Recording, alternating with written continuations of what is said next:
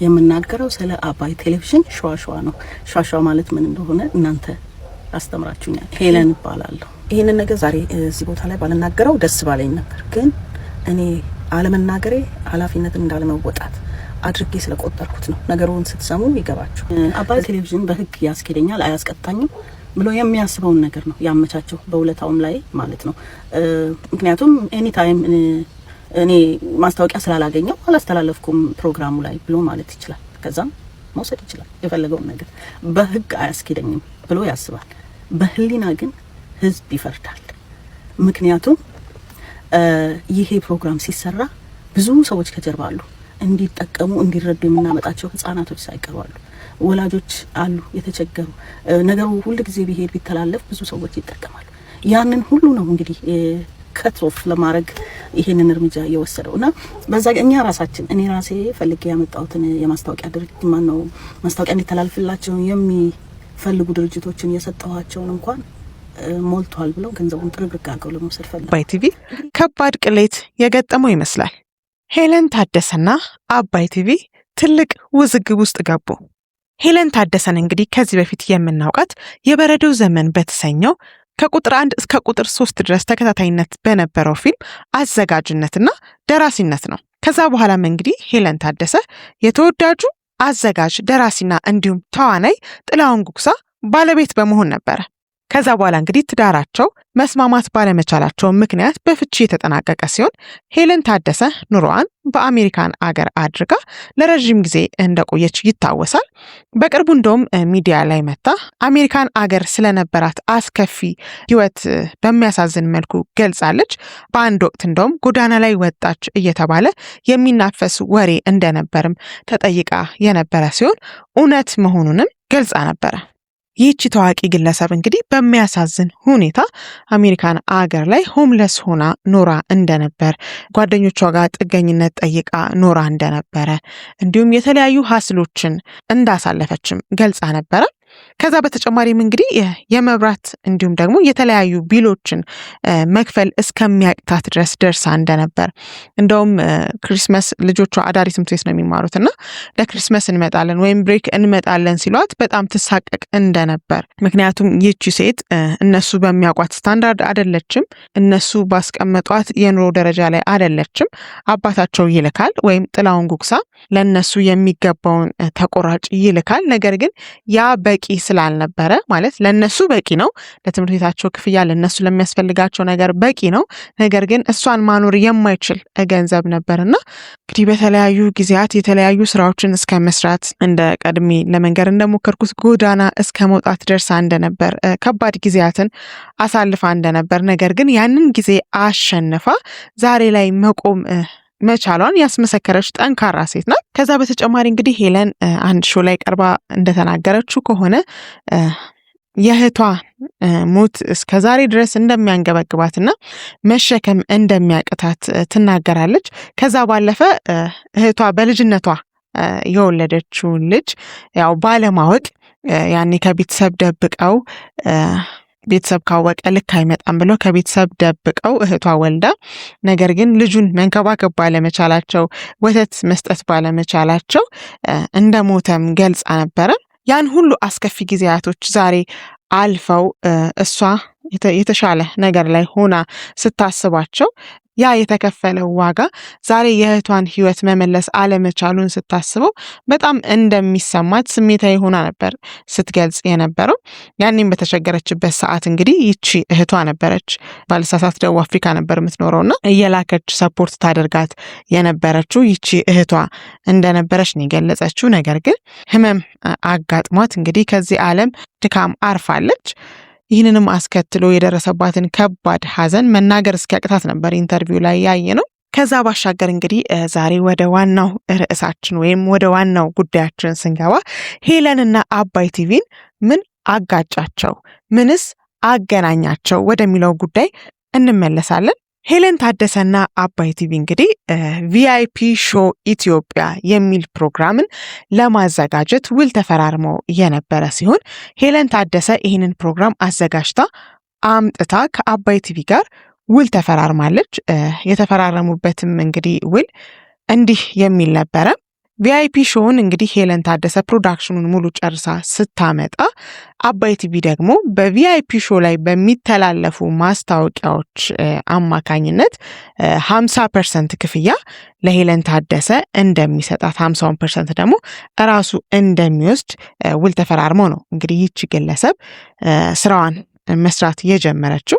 ይህም ፕሮግራም እንግዲህ ቅዳሜ ዕለት ከ12 ሰዓት እስከ 1 ሰዓት ላይ ከ12 ሰዓት እስከ 1 ሰዓት በአባይ ቲቪ የሚተላለፍ ሾው ሲሆን ከአባይ ቲቪ ጋር እንደተነጋገሩት ከሆነ ሄለን ታደሰ ይህንን ሾው ከ40 እስከ 45 ደቂቃ የሚፈጅ ሾው ይዛ ፕሮዳክሽን ይዛ እንደምትቀርብና እነሱ ደግሞ ወይም አባይ ቲቪ ደግሞ ከ10 እስከ 15 ደቂቃ የሚሆነውን ሰዓት ማስታወቂያ እንደሚለቁበት ተነጋግረው ነው ይህንን ውል ተፈራርመው ስራውን አብረው መስራት የጀመሩት።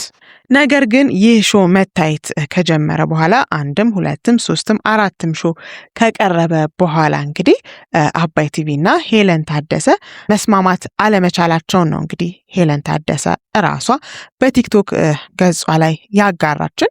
ምክንያቱ ደግሞ ምንድነው? እንደተነጋገሩት 50% ከስፖንሰር ክፍያ እንደሚካፈሉ ተስማምቶ የነበረ ቢሆንም ነገር ግን ሄለን ታደሰ እንደምትለው ከሆነ እሷ እስካቆመችበት ጊዜ ድረስ የታዩ ሾዎች ላይ ምንም አይነት ማስታወቂያዎች ሊተላለፉ አልቻሉም። የተለያዩ ማስታወቂያዎች አባይ ቲቪ ላይ ይተላለፋሉ። ነገር ግን የኔ ቪአይፒ ሾው ላይ ምንም አይነት ማስታወቂያ እየተላለፈ አይደለም እና አብዛኞቹ የአባይ ቲቪ ስራዎች የውጭ ፕሮዳክሽኖች አይደሉም።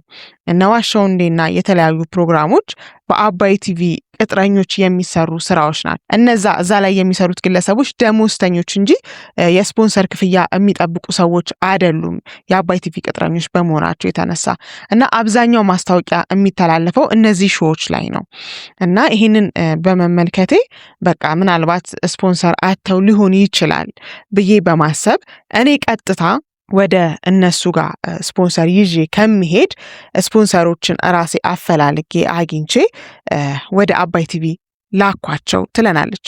ወደ አባይ ቲቪ እነዚህን ስፖንሰሮችም ስትልካቸው ማስታወቂያ በአባይ ቲቪ ማስነገር እንደሚፈልጉ በአባይ ቲቪ ብቻ ሳይሆን ከአባይ ቲቪ ፕሮግራሞችም ደግሞ በቪአይፒ ሾው ላይ ማስተላለፍ እንደሚፈልጉ እነዚህ ግለሰቦች ሄደው እንዲናገሩ ታደርጋቸዋለች።